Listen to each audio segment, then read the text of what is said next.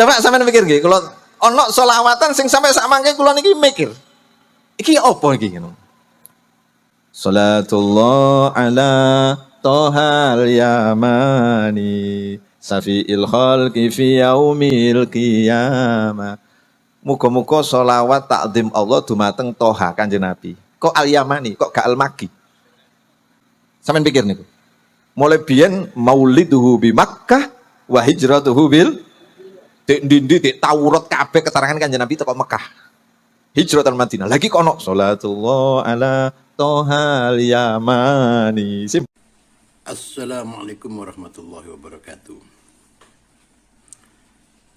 Salatullah ala tohal yamani. Ini sholawat. Lah, ini ada seorang kiai ini kok malah mengatakan sholawat ini sesat. Saking alerginya kepada Yaman.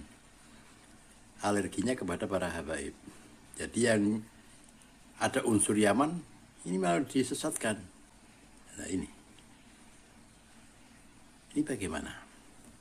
Seharusnya kiai ini kan memberi contoh yang baik, jangan mengada-ada. Kan ya, seorang kiai harus mengerti nahwu dan saraf. Kalimat itu sholatullah ala tohal yamani bukan berarti Yaman itu kelahiran Yaman. Al-Yamani itu adalah suatu penghormatan, penghargaan kepada Rasulullah SAW. Begini, saya jelaskan. Jadi dalam konteks nahwu dan sorof ya. Nah, dalam ilmu nahwu dan sorof, istilah Yaman ini tidak memiliki makna khusus atau definisi yang baku. Namun Yamani bisa merujuk pada beberapa kemungkinan berdasarkan konteksnya. Nah. 1. Yamani sebagai isim tafdil bisa jadi merupakan bentuk isim tafdil, bentuk perbandingan lebih. Nah, dari kata yamin. Ya. Yang berarti kanan atau sumpah. Dalam hal ini, Yamani mungkin berarti yang lebih kanan atau yang lebih utama dari sisi kanan. 2. Yamani sebagai isim mansub. Jika merujuk pada konteks kalimat tertentu, Yamani bisa jadi merupakan isim yang mansub, terkena nasab, huruf nasab. Ada huruf jar, ada huruf rafa. Karena dipengaruhi oleh amil tertentu. Misalnya, dalam konteks kalimat saya melihat orang Yaman. Lah ini, nah, ada konteks. Kalau saya melihat orang Yaman, nah ini baru bisa disebut Yaman negara. Yamani bisa jadi isim yang mansub karena didahului oleh fi'il ro yang membutuhkan isim dalam keadaan nasab. 3. Yaman sebagai isim yang bermakna kiasan. Terkadang kata yamin dan derivasinya termasuk yamani bisa digunakan dalam makna kiasan seperti kekuatan, dukungan, atau pihak yang benar. Dalam konteks ini, yamani bisa jadi merujuk pada sesuatu yang dianggap kuat, mendukung, atau benar. 4.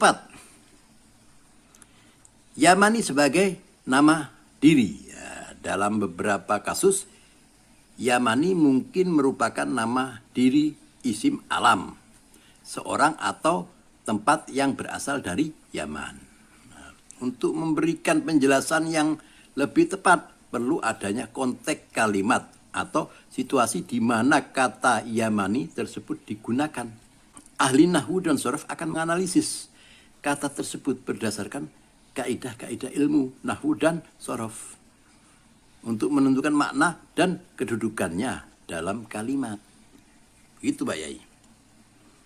Jadi seorang kiai harusnya malu kalau Dia ceramah di depan umum mengartikan yang salah. Nah, ini bagaimana? Sekian, semoga Pak Kiai ini diberi hidayah oleh Allah Subhanahu wa taala dan cepat bertobat dan meminta maaf. Assalamualaikum warahmatullahi wabarakatuh. Ada qasidah, ada kisah. Gitu ya. Jadi dari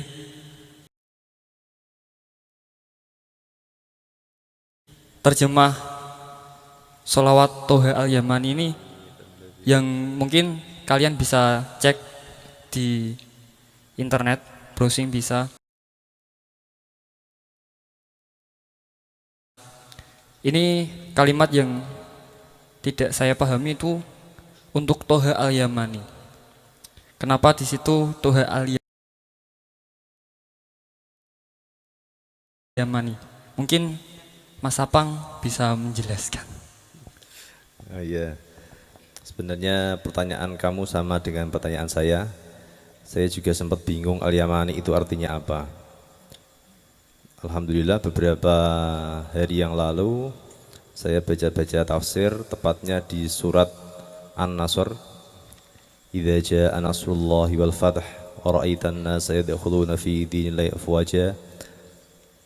Hingga akhir ayat, di situ ada keterangan bahwa Kanjeng Nabi saking senangnya ketika pembebasan Makkah telah terbebaskan dan dimenangkan oleh Islam. Tiba-tiba di Madinah Kanjeng Nabi berteriak-teriak, Allahu Akbar, telah datang kemenangan, telah datang pertolongan, telah datang Ahlul Yaman. Lalu para sahabat bertanya, Ahlul Yaman itu siapa ya Rasulullah? Ahlul Yaman adalah orang yang mempunyai hati yang lembut dan watak yang tenang. Orang yang punya hati yang lembut dan watak yang tenang. Nanti yang kalian yang bisa baca kitab silakan dicek di tafsir surat An-Nasr. Tepatnya yang saya baca di tafsir Ibnu Katsir. Jadi Tohal Yamani artinya Toha Kanjeng Nabi Muhammad SAW, Al-Yamani yang memiliki hati yang lembut dan watak yang tenang. Ya. Jadi saya tidak sengaja itu pertanyaan itu dari dulu saya simpan begitu saja, tiba-tiba dapat jawabannya begitu saja, tidak sengaja. Al-Yamani, Tohal Yamani. Assalamualaikum warahmatullahi wabarakatuh, sahabat kaum muslimin, subscriber channel kita dimanapun Anda berada, dan sahabat channel Gus Bro dimanapun Anda berada. Saat ini saya akan membahas sebuah penemuan yang mana kali ini kita akan mengangkat sebuah video seorang kiai yang serta-merta gagahnya berbicara di dalam pentas, dalam undangan, bukan orang awam, seolah-olah ini menyalahkan sholawat Yamani. Dan ini ternyata kiai tersebut alergi terhadap para habaib dan orang-orang yang datang ke Yaman. Padahal baginda Rasulullah SAW mengagungkan bagaimana Yaman itu adalah hal yang mulia. Bagaimana Yaman itu adalah hal-hal keimanan. Bagaimana Yaman itu adalah diidentik dengan hikmah dan sebagainya. Sebagaimana dalam hadis Nabi Muhammad SAW, Inna ahlal Yaman atau fas'alu yursila ma'ahum rajulan yu'allimuhumus sunnah wal islam. Ketika Rasulullah SAW menyampaikan bahwasanya Ahlul Yaman akan datang semuanya, bertanya, meminta kepada Anda semuanya, kepada kalian semuanya, bagaimana sekiranya diutuslah ke Yaman orang yang ahli mengajari sunnah dan mengajari Islam, kurang lebihnya seperti itu. Lalu Nabi mengatakan bahwasanya quluban wa alyanu afidatan, al-imanu yamanin wal fiqhu yamanin wal hikmatu yamaniyatun. Itu sabda Nabi Muhammad SAW yang diriwayatkan oleh Imam Ahmad.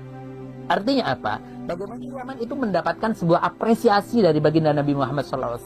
Nabi mengagungkan, kenapa Anda alergi terhadap Yaman?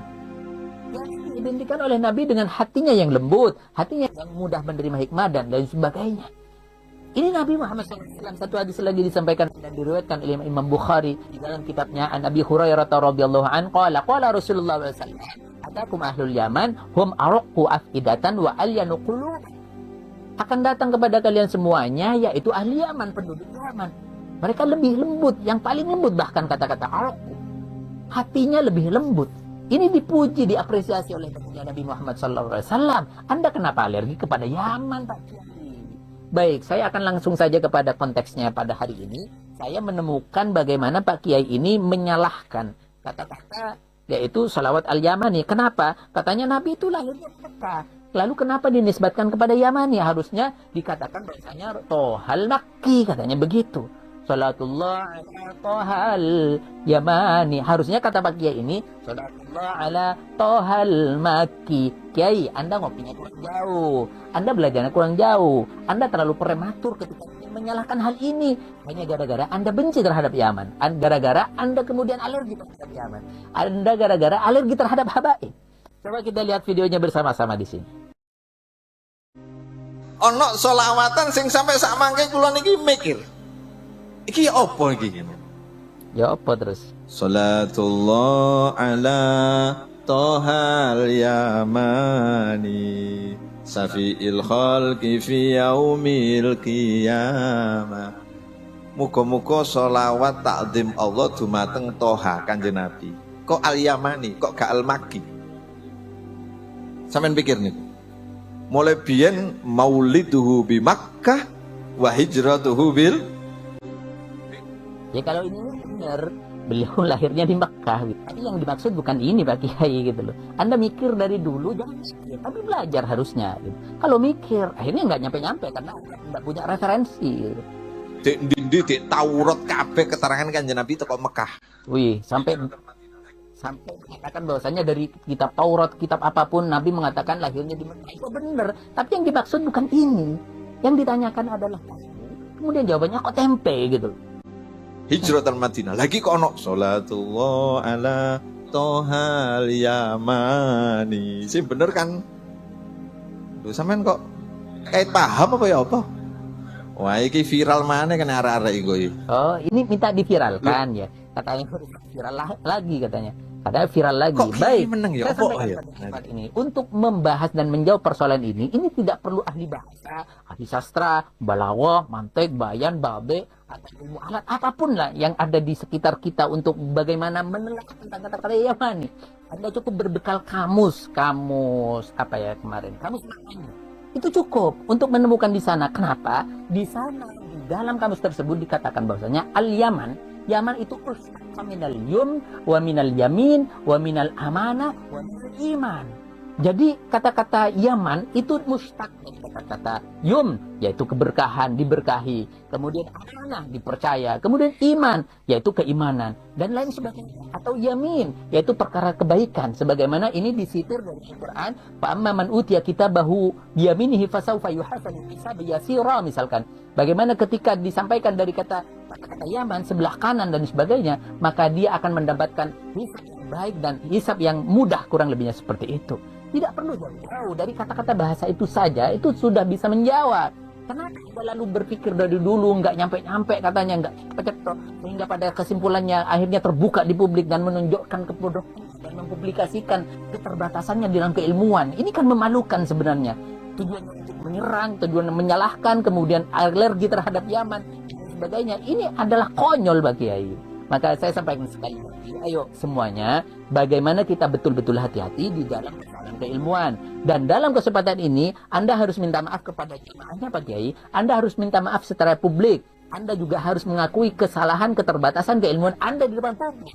Kenapa? Orang awam yang ada di depan Anda akan merasa manggut-manggut. Ya.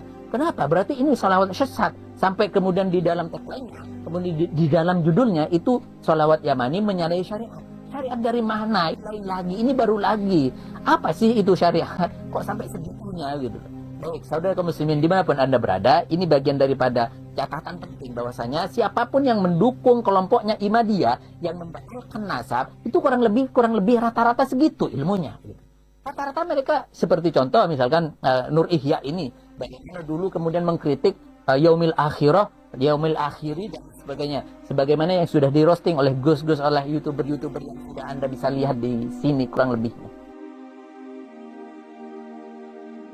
Jadi ketika kita mau berbicara tentang keilmuan, berbicara tentang agama, harus berbicara tentang ilmu.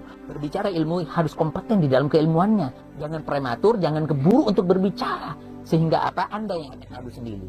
Demikian, semoga bermanfaat dan semoga menjadi perhatian. Salam kepada kopi yang jauh atau ngopi lebih malam lagi, sehingga Anda bisa membenahi keilmuan Anda dan Anda bisa betul-betul bisa mengenang siapa yang Anda sebut sebagai Habib dan orang Yaman dan sebagainya. Semoga bermanfaat kepada semuanya. Assalamualaikum warahmatullahi wabarakatuh. Yuk kita lihat komentar netizen. Bagaimana tanggapan netizen? Komentar Opi Putra Channel. Rasulullah mendoakan Yaman. Ada orang membenci Yaman. Dari sini paham kan? Komentar Arifin Roni 8803. Saya orang Malang, tetap cinta habaib.